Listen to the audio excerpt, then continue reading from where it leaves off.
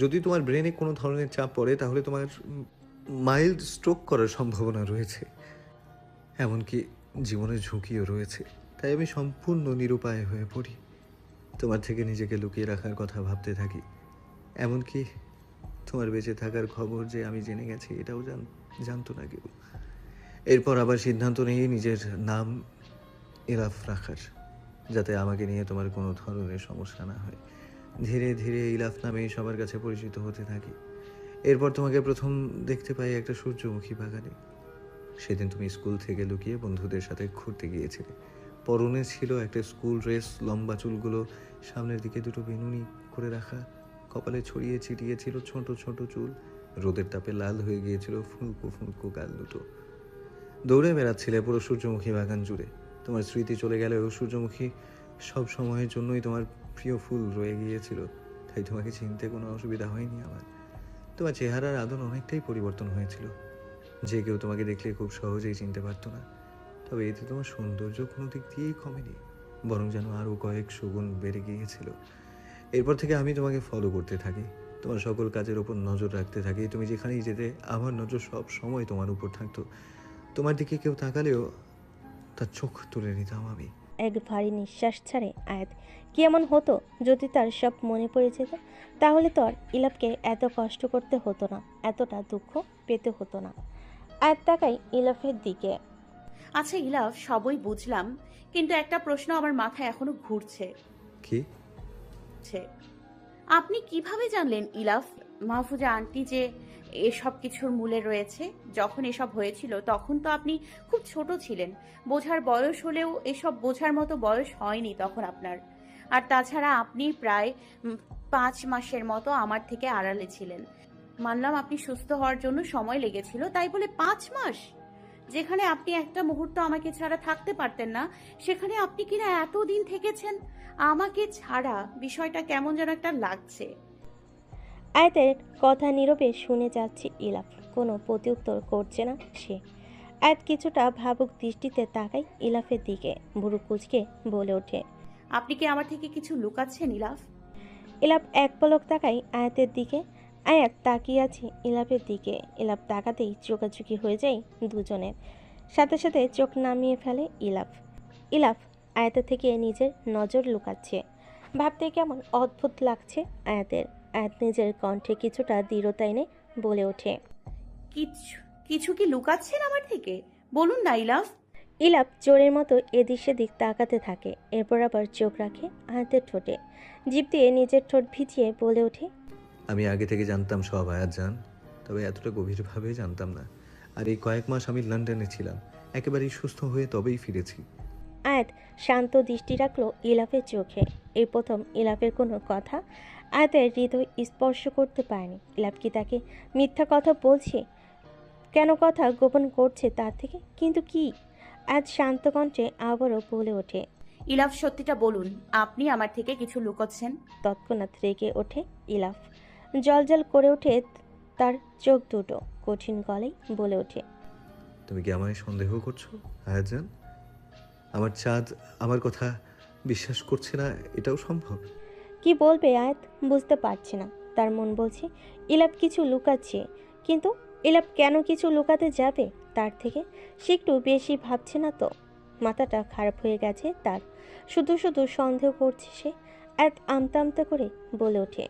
দুঃখিত ইলাফ, আমি সেভাবে বলতে চাইনি। আপনি কষ্ট পাবেন না প্লিজ। ইটস ওকে, এদিকে এসো। বলে ইলাপকে সযত্নে নিজের বাহুডোরে জড়িয়ে নেয় ইলাপ। আয়ত ইলাপকে আষ্টে ফিষ্টে জড়িয়ে নেয়। হঠাৎ ইলাপের চোখে মুখে ফুটে ওঠা রাগ নিমিষেই গায়েব হয়ে গিয়ে সেখানে দখল করে একটি তীর্যক রহস্যময়ী হাসি, যা আয়াতের অগোচরেই রয়ে যায়। পড়ন্ত বিকেল, চারিদিকে বয়ে চলেছে মৃদু হিমেল হাওয়া। প্রকৃতির সুমিষ্ট সুঘ্রাণ যেন ছড়িয়ে পড়ছে শীতল বায়ুর ভাঁজে ভাঁজে। চারিদিক থেকে ভেসে আসছে নানান পাখির ডাক। শান্তিপূর্ণ পরিবেশে বারান্দায় বসে বই পড়ছে আয়াত। পাশে রাখা ধোয়া ওঠা কফির মগে কিয়ৎকাল পরপর চুমুক বসাচ্ছে সে। তার পরনে একটা টপ, সাথে মাঝারি সাইজের স্কার্ট। বাকি উন্মুক্ত পা মেলে ধরে বসে আছে বারান্দায় রাখা 2 সিটের সোফায়। আশেপাশে তার কোনো খেয়াল নেই, যেন সে হারিয়ে গেছে অন্য কোনো রাজ্যে।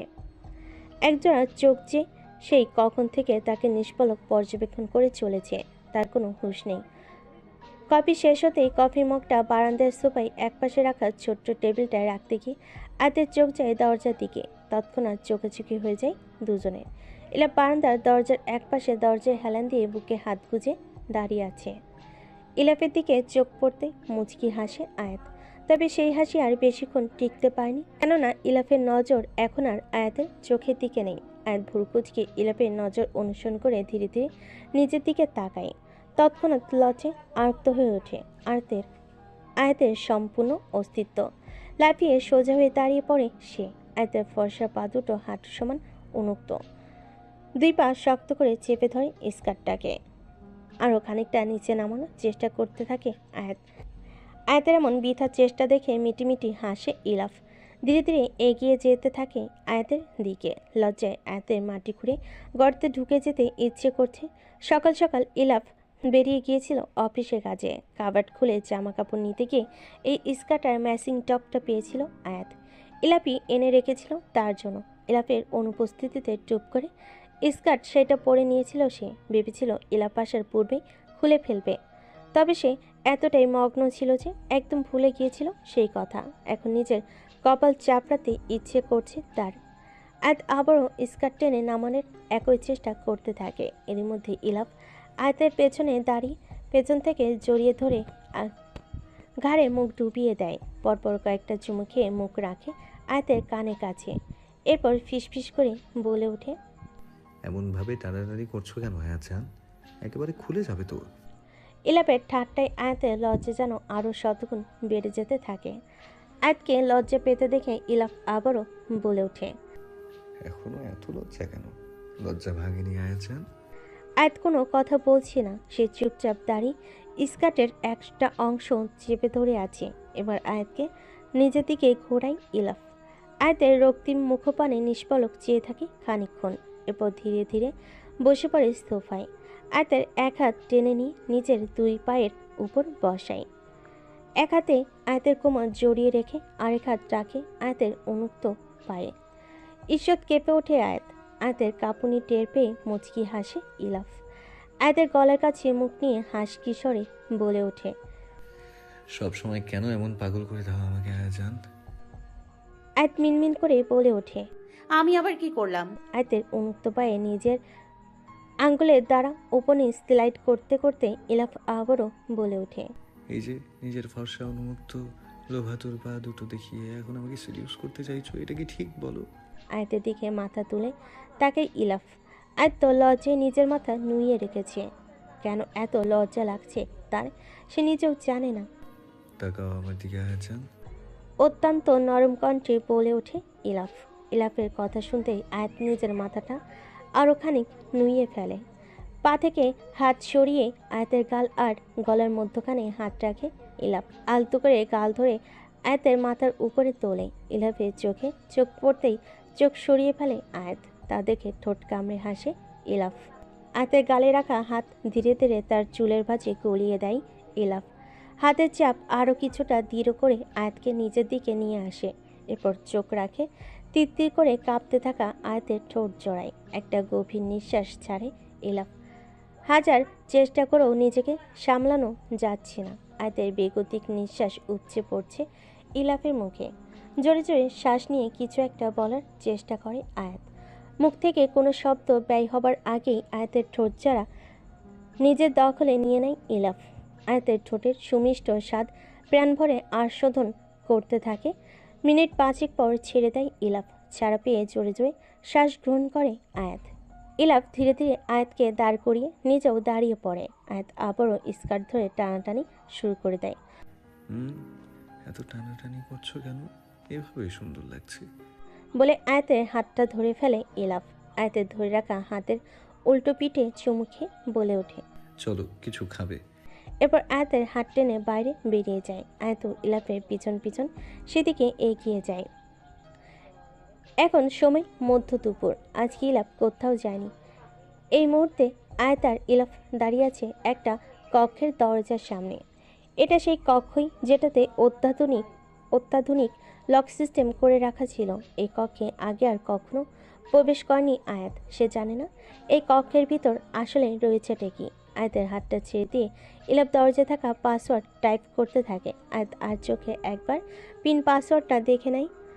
28082012। আয়াতের আর চোখে তাকিয়ে থাকা দেখে মুচকি হাসে ইলাফ। সে চাইলে দরজাটা ফিঙ্গারপ্রিন্ট স্ক্যানার দিয়ে খুলতে পারত, কিন্তু সে চাইছে আয়াত জানো। এতগুলো নাম্বার দেখে ভুরু কুচকে ফেলে আয়াত। নিজের কৌতূহল দমিয়ে রাখতে না পেরে জিজ্ঞেস করে ওঠে, এতগুলো নাম্বার কিসের ইলাফ? পিন বসাতেই একটা মৃদু আওয়াজ করে খুলে যায় দরজাটা। আয়াতের হাত ধরে ভিতরে প্রবেশ করতে করতে বলে ওঠে ইলাফ, এটা আমাদের প্রথম বিয়ের ডেট, যেদিন তুমি সারা জীবনের জন্য আমার দলিল করা সম্পদ হয়ে গিয়েছিলে। কিছুটা অবাক হয় আয়াত। আপনার সবকিছু একেবারে পই পই করে মনে আছে ইলাফ? কিভাবে পারেন এত কিছু মনে রাখতে? আয়াতের খাড়া নাক দু আঙ্গুলের দ্বারা টেনে দিয়ে খানিক হেসে ওঠে ইলাফ। কারণ তুমি আমার একমাত্র প্রায়োরিটি। তোমার প্রতিটা সময়ের মূল্য আমার কাছে সমুদ্র সমান বিশাল, এবং তোমার সাথে কাটানো মুহূর্তগুলো আমার অন্তরে খোদাই করে লেখা। বলে সামনে এগিয়ে যায় ইলাফ। সূর্যের আলোয় রুমটাকে কোনো ভিজেন্ট অ্যাস্থেটিক রুমের চেয়ে কম লাগছে না। আয়াত ঘুরে ঘুরে পুরো রুমটাকে দেখতে থাকে। এই রুমটা তাদের বেডরুমের থেকেও দুগুণ বড়। রুমের একটা দেওয়াল জুড়ে পুরো কাচের ঘেরাও দেওয়া, যেটা দিয়ে বাইরের দৃশ্য সম্পূর্ণ নজরে পড়ে। রুমের একটা পাশে 2 সিটের একটা সাদা ডিভাইন রাখা। ডিভাইনের পেছনের দেওয়ালে বেশ অনেকগুলো পেন্টিং সবগুলোই একটা বাচ্চা মেয়ের। আর ঠিক চিনতে পারলো না মেয়েটাকে। ডিভাইনের এক কোণে বড়সড় সাইজের কিছু ইনডোর প্লান্ট রাখা। সেগুলো দেখে মনে হচ্ছে এক টুকরো প্রকৃতি যেন জায়গা দখল করে নিয়েছে। প্লান্টগুলোর একপাশে রাখা বড় সাইজের 2টো ভিজেন্ট ল্যাম্প, খোলা জানালা, আরেক পাশে দেওয়াল ঘেঁষে রাখা পেন্টিং এর যন্ত্রপাতি, অনেকগুলো তাক ভর্তি বিভিন্ন ধরনের রং তুলি সহ আরও প্রয়োজনীয় জিনিসে। খোলা জানালার কিছুটা সামনে দাঁড় করানো পেন্টিং বোর্ড, যার উপর পেন্টিং করা আয়াতের একটা হাস্যোজ্জ্বল ছবি। আর ধীরে ধীরে এগিয়ে যায় পেন্টিংটার দিকে। জানালার কাজ ভেদ করে সূর্যের আলো ঠিকরে পড়ছে পেন্টিংটার উপর। আয়াত মোহনীয় নজরে তাকিয়ে আছে পেন্টিংটার দিকে। আর পাশে সূর্যমুখী ফুলের মাঝ বরাবর আয়াতের লাস্যময়ী মুখশ্রী, গলার একটু নিচ পর্যন্ত আঁকা। উপর থেকে পড়া সূর্যের আলোক সূর্যমুখী ফুলগুলো উজ্জ্বলতা আরও দ্বিগুণ বেড়ে গিয়েছে। তবে সব সৌন্দর্যে হার মানছে সূর্যের চেয়েও বেশি উজ্জ্বলতা বিশিষ্ট আয়াতের মুখশ্রীর সৌন্দর্যে। আয়াতের চাকচিক্যময় বদনখানা যেন মুহূর্তে এক স্বপ্নীল আভা ছড়িয়ে দিচ্ছে।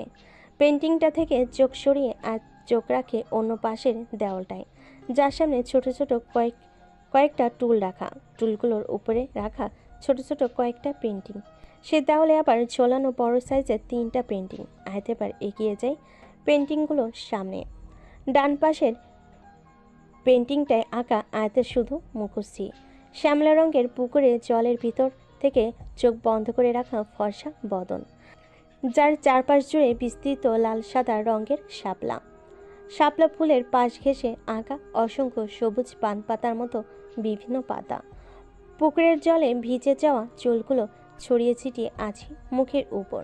কিছু চুল ভেসে বেড়াচ্ছে শ্যাওলা রঙের জলে। ছবিটির দিকে তাকালে মনে হবে কোনো অসাধারণ রমণী, মনে হচ্ছে কোনো জলপরি ঠিকরে বেরিয়ে আসতে চাইছে পুকুরের অভ্যন্তর থেকে। অসম্ভব সুন্দর। আশ্চর্য হয়ে তাকিয়ে অবিশ্বাসের কণ্ঠে বলে ওঠে আয়াত। এরপরে আয়াতের চোখ যায় বাম পাশে পেন্টিংটার দিকে। অর্কিড রঙের একটা হাঁটু সমান গাউন পরে একটা গাছের সাথে হেলান দিয়ে দাঁড়িয়ে আছে আয়াত। তার পিছনে বিস্তৃত সমুদ্র, কোমরের নিচ পর্যন্ত লম্বা চুলগুলো খুলে রাখা সামনে, মাথার উপরে রাখা একটা অর্কিড ফুলের ভীষণ সুন্দর মুকুট। একটা সাদা বক বসে থেকে দূর থেকে উড়ে এদিকেই আসছে। মনোযোগ দিয়ে সে তাকিয়ে আছে সেই দিকে। বালুচরের উপর দাঁড়ানো পায়ের থেকে কিছু ছোট ছোট সবুজ রঙের পাতা আর হালকা সবুজ বনের ফুল পড়ে আছে। এক পাশ দিয়ে দাঁড়ানো কিছু মাটি উঁচু উঁচু স্তূপ, মনে হচ্ছে কোনো নির্জন সাগর পারে একাকী সমুদ্র বিলাস করছে কোনো এক সুন্দরী রমণী। ইলাপ এতটা সুন্দর করে প্রতিটা পেন্টিং কিভাবে ফুটিয়ে তুলেছে ভেবে পায় না আয়াত। তাকে অত্যাধিক ভালোবাসে বলে কি ভালোবাসার মাধুর্য ছবিগুলোতে ফুটে উঠেছে, তাই হবে হয়তো। এবার আয়াতের চোখ যায় মাঝ বরাবর রাখা ছবিটার দিকে। 8 কি 9 বছরের মেয়ে, মেয়েটাকে আগে কোথাও দেখেছে বলে মনে পড়ছে না আয়াতের। আয়াত কৌতূহলী হয়ে আরও গভীর মনোযোগ দিয়ে স্থাপন করে ছবিটার দিকে। সাদা হাঁটুর সমান লম্বা ফ্রক পরিহিত একটা মেয়ে শস্য ক্ষেতের মাঝ বরাবর দৌড়ে সামনের দিকে এগিয়ে আসছে। পরন্ত বিকেলের সূর্য পশ্চিমে হেলে পড়েছে, লালিমায় ছেয়ে গেছে সম্পূর্ণ আকাশ। সূর্যের নরম আলোয় সোনালি আভা ছড়িয়ে পড়েছে চারিপাশে। চারদিকে বিস্তৃত সবুজ ঘাসের মাঝে হলুদ সর্ষে ফুল। মোহনীয় সেই চেহারায় যেন মায়া উপচে পড়ছে। কাঁধের একটু নিচ পর্যন্ত লম্বা চুলগুলো দৌড়ের গতিতে সেদিকেই উঠছে। আয়াত আরও কিছুটা সামনে গিয়ে আলতো হাতে স্পর্শ করে দেয় ছবিটিকে। ইলাপ সেই কখন থেকে পর্যবেক্ষণ করে যাচ্ছে আয়াতের গতিবিধি। আজ ছবিটার দিকে এগিয়ে যেতেই ইলাপ এসে আয়াতের পেছনে দাঁড়ায়। ছবিতে আলতো হাত বোলাতে বোলাতে আয়াত বলে ওঠে, এটা কে ইলাফ? ইলাপ ছবিটির দিকে তাকিয়ে আবেশী কণ্ঠে বলে ওঠে, এটা আমার চাঁদ। তড়িৎ বেগে পেছনে ফিরে তাকায় আয়াত। চোখ মুখ খুশিতে চিকচিক করছে আয়াতের। এটা আমি? এক বিস্তর হাসি দিয়ে ইলাফের উদ্দেশ্যে প্রশ্ন করে আয়াত। হ্যাঁ হ্যাঁ জানি, এটা তুমি। আগে দেখতে তুমি ঠিক এমনটাই ছিলে। আয়াত আবার তাকায় ছবিটির দিকে, অবাক হয়ে জিজ্ঞেস করে। ইলাফ আয়াতকে পিছন থেকে আলতো হাতে জড়িয়ে ধরে বলে ওঠে, না দেখে আমি তোমার ছবি আঁকতে পারি আয়াতজান। কোনো সাক্ষাৎ ব্যতীত তোমার মনের খবর আন্দাজ করতে পারি। আমার ভালোবাসায় এতটাই শক্তি যে তোমার চোখের পানি আমার চোখ থেকে নির্গত করতে পারি। ইলাফ, মিনমিন করে বলে ওঠে আয়াত। আবেশে চোখ বন্ধ করে মাথা এলিয়ে দেয় ইলাফের বুকে। কেটে গেছে আরও 3 মাস, সব কিছুই আবার স্বাভাবিক হয়ে গিয়েছে। আয়াত আর ইলাফও নিজেদের ছোট্ট সংসারটা গুছিয়ে নিয়েছে। এরই মাঝে জামশেদ খান সুস্থ হয়ে উঠেছেন। তারা 3 জনই এখন ইলাফের বাগান বাড়িতে থাকে। জামশেদ খান চেয়েছিলেন সকলে মিলে খান বাড়িতে থাকতে, কিন্তু ইলাফ নাকচ করে দেয়। তাদের বাগান বাড়ি তাদের জন্য এক শান্তির নীড়। ইলাফের সাথে একমত আয়াত, তাই জামশেদও আর তাদের সাথে জোর করেনি। তাদের বাবা ছেলের সম্পর্কটাও ধীরে ধীরে একটু স্বাভাবিক হচ্ছে। তবে সম্পূর্ণ জড়তা কাটিয়ে উঠতে ইলাফের আরও কিছুটা সময় প্রয়োজন। জামশেদ খান এখন ব্যবসা নিয়ে ব্যস্ত থাকেন, বেশিরভাগ সময় দেশের বাইরে থাকেন। মাঝে মাঝে নিজেকেও সময় দেন কিছুটা। অতীত নিয়ে সে ভীষণ অনুতপ্ত, কিন্তু এখন সে স্বাধীন, মুক্ত আকাশে উড়ে বেড়ানো পাখির মতো। তবে সে সময়টাতে তিনি আয়াতার ইলাপের সাথে থাকেন, অনেক হাসি খুশি ভাবে তাদের দিন কেটে যায়। বাবা ছেলে এখন আর আলাদা বিজনেস নেই, দুটো ব্যবসাকে একত্রিত করে ফেলা হয়েছে। তাই ইলাফের দায়িত্বটাও অনেক বেড়ে গিয়েছে। দেশের ব্যবসাগুলোকে সে সামলায়, আর বাহিরেরগুলোর দায়িত্ব রয়েছে জামশেদ। ব্যবসায়িক কাজে মোটামুটি ব্যস্ত সময় পার করছে ইলাফ। মাঝ দিয়ে অনেক দিনের গ্যাপ পড়ে গিয়েছে, তাই চাপটাও একটু বেশি। তবে এসবের মাঝে সে যে তার আয়াতজানকে সময় দিচ্ছে না, এরকম মোটেও না। আয়াতের সাথে পর্যাপ্ত পরিমাণ সময় কাটায় ইলাফ। তাদের দুজনের মাঝে অন্য কিছুকে সে কখনোই জায়গা দিবে না। জ্যোৎস্না আলোকিত রাত, আকাশে আজকে থালার মতো পূর্ণিমার গোল চাঁদ নিজের সবটুকু আলো বিলিয়ে দিচ্ছে ধরাধামে। মোহনীয় স্নিগ্ধ চাঁদের সেই রোশনায়ে ঝলমল করছে সমুদ্রের নীল জল। স্নিগ্ধ হিমেল হাওয়া বয়ে চলছে চারিপাশে। সেই স্নিগ্ধ বাতাসে ধূম্রজাল ভেদ করে আয়াত এসে দাঁড়িয়েছে সাগর পাড়ে। চাঁদের নরম আলোয় দাঁড়িয়ে থাকা লাস্যময়ী আয়াতকে দেখলে মনে হয় রূপকথা থেকে উঠে আসা কোনো চন্দ্রপরী। চাঁদ, পুরশালী মোহনীয় কণ্ঠস্বর কানে যেতে পিছনে ফিরে তাকাই আয়াত। অদূরে তার প্রিয়তম তাকে ডাকতে ডাকতে আসছে। আয়াত অপলক চেয়ে থাকে ইলাফের দিকে। ভালোবাসার কি শক্তি, সে আবারও ফিরে পেয়েছে ইলাফকে। ইলাফের মতো একজন মানুষকে সে নিজের জীবনসঙ্গী হিসাবে পেয়েছে। সে সত্যিই ভীষণ ভাগ্যবতী। আয়াত পরিতৃপ্ত, সন্তুষ্ট সে তার খোদার উপর, যে তাকে ইলাফের মতো অর্ধাঙ্গ দান করেছে। আয়াত আকাশের দিকে তাকে একটা পরিতৃপ্তির নিঃশ্বাস ফেলে। এরপর পায়ে পায়ে এগিয়ে যায় ইলাফের দিকে। আয়াতের পরনে একটা আসমানি বর্ণের লং ড্রেস, লম্বা চুলগুলো খুলে রাখা, যা বায়ুতে দোল খেয়ে এদিক ওদিক উড়ে বেড়াচ্ছে। চাঁদের আলো গায়ে মেখে ধীর পায়ে এগিয়ে আসা আয়াতকে কোনো স্বর্গীয় অপসরী লাগছে ইলাফের কাছে। নিঃশ্বাস আটকে আসছে তার, নিজেকে ভীষণ সৌভাগ্যবান মনে হচ্ছে। ভালোবাসা তাকে পাগল প্রেমিকে পরিণত করেছে, উন্মাদ করেছে, মাতাল করেছে। জীবনে অনেকটা সময় সে অনেক কষ্টে পার করেছে। না পেয়েছে মায়ের ভালোবাসা, আর না পেয়েছে বাবার আবদার। যে সময়টাতে তার সবচেয়ে বেশি ভালোবাসা পাওয়ার কথা ছিল, সেই সময়টাই সে কষ্টে কাটিয়েছে। তাও একজন ছিল তার, যাকে দেখলে নিজের সব কষ্ট ভুলে যেত, নিজের সকল পীড়া মুক্ত মনে হতো। কিন্তু পরিস্থিতির শিকারে সে সময়টাও তাকে কাছে পায়নি। অনেক আপনজন হারিয়েছে সে, কষ্টের জর্জরিত দিনরাত পার করেছে সময়ের পরিক্রমায়। ভাগ্য লিখনে তার ভালোবাসার মানুষকে আবার ফিরে পেয়েছে সে। অনেক ভালোবাসার অভাব বয়ে বেরিয়েছে। এবার সে ক্লান্ত, ভীষণ ক্লান্ত। এত কষ্ট আর নিতে পারবে না। এই কষ্টে জর্জরিত জীবনে ভালোবাসা চাই তার, অনেক ভালোবাসাই আঁকলে রাখা মানুষ চাই তার। আর সে মানুষ হলো তার আয়ের জান, তার চাঁদ। এই একটা মানুষকে সে সারা জীবন আগলে রাখতে চায়, ভালোবাসায় মুড়িয়ে রাখতে চায়। আর এটার জন্য তার স্বার্থপর হওয়া চাই। এই স্বার্থে সে পুরো পৃথিবী ধ্বংস করে দিতেও রাজি আছে। নিজের শেষ রক্তবিন্দু দিয়ে হলো সে তার আয়ের জানকে নিজের করে রাখবে। আর এটার জন্য যদি হাজারটা পাপ করতেও হয় তবুও রাজি। যতটা পাপ করলে তার ভালোবাসা তার কাছে থেকে যাবে, প্রয়োজনে তার দ্বিগুণ পাপী হবে সে। কিছুটা এগিয়ে সেই থেমে যায় আয়াত। ইলাপ এগিয়ে যাচ্ছে তার আয়াতজানের দিকে। আয়াতের কাছে মনে হচ্ছে পৃথিবীর সবচেয়ে সুদর্শন পুরুষ তার দিকে এগিয়ে আসছে। সত্যি কি তাই, নাকি প্রতিটি নারীর কাছে তার স্বামী পৃথিবীর সবচেয়ে বেশি সুদর্শন? ইলাপের দিকে এক নজরে তাকিয়ে থাকতে পারছে না আয়াত। লজ্জায় রাঙ্গা হয়ে উঠছে তার সম্পূর্ণ ললাট। এক অদ্ভুত ভালো লাগা অনুভূত হচ্ছে তার অন্তরে। ভালোবাসা এত মোহনীয় কেন? আয়াতের সামনে এসে দাঁড়ায় ইলাফ। তার চোখে মুখে এক অদ্ভুত তৃষ্ণা, ভালোবাসার তৃষ্ণা, তার আয়াতজানকে দেখার তৃষ্ণা। ইলাফ এসে দাঁড়াতেই আয়াত একগাল হেসে ওঠে। দেখুন না ইলাফ, কি সুন্দর। সমুদ্রের দিকে ইশারা করে উচ্ছ্বাসিত কণ্ঠে বলে ওঠে আয়াত। ইলাপও হেসে আয়াতকে পিছন থেকে জড়িয়ে ধরে কাঁধে থুতনি রাখে। চাঁদ এখন সমুদ্রের বুকে, এমন স্বর্গীয় দৃশ্য আয়াতের মন কালো। চাঁদটা ভীষণ সুন্দর, তাই না ইলাফ? কই দেখি তো। বলে ঘাড় কাত করে আয়াতের দিকে তাকালো ইলাফ। বুড়ো কুচকে ফেলো আয়াত। চাঁদ এদিকে নয়, ওদিকে। হাতের ইশারায় দূরে দেখালো আয়াত। হুম, ওটা তো অন্য আকাশের চাঁদ, এই আকাশের চাঁদ তো এখানে। আয়াতের দিকে তাকিয়ে আবেশী কণ্ঠে বলে উঠল ইলাফ। মুচকি হাসলো আয়াত।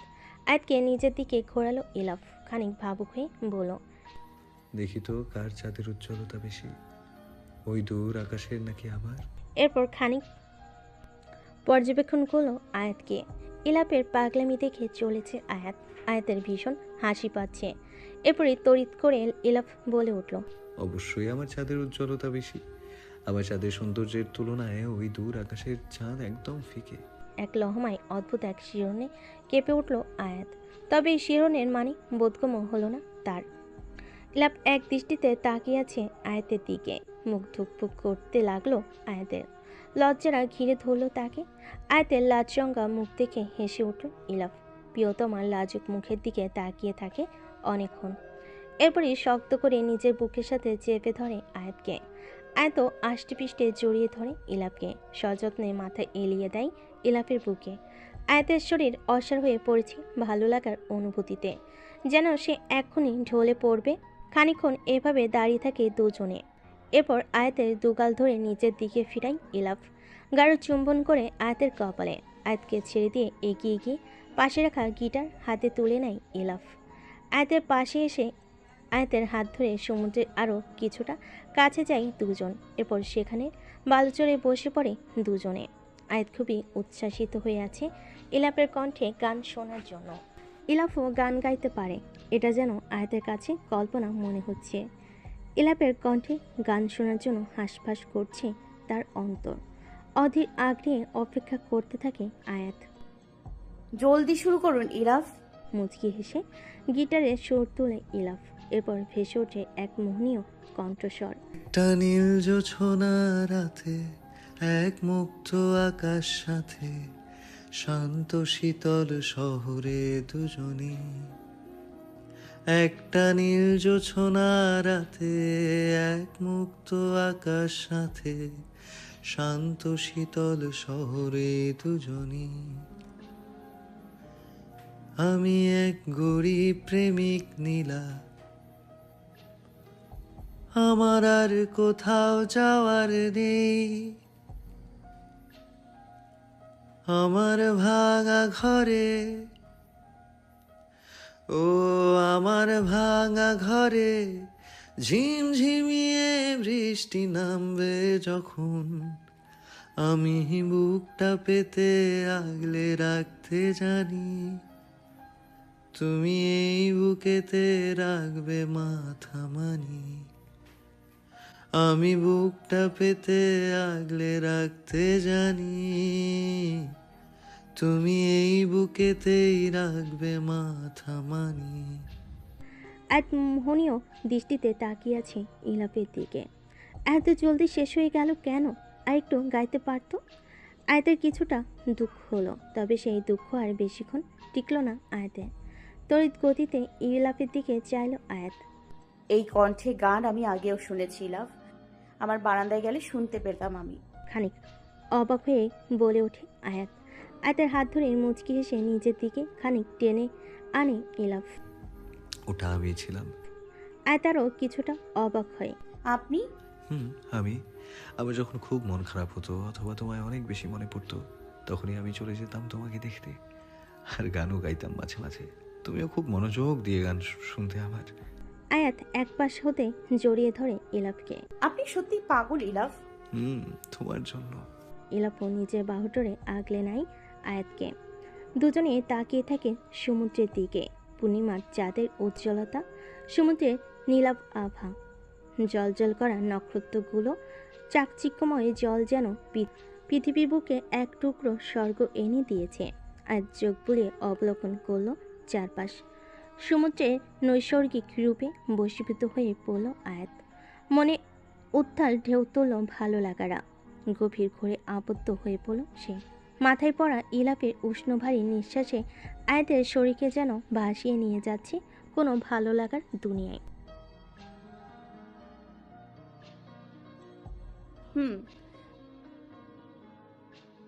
আয়াত মাথা তুলে তাকালো ইলাফের দিকে।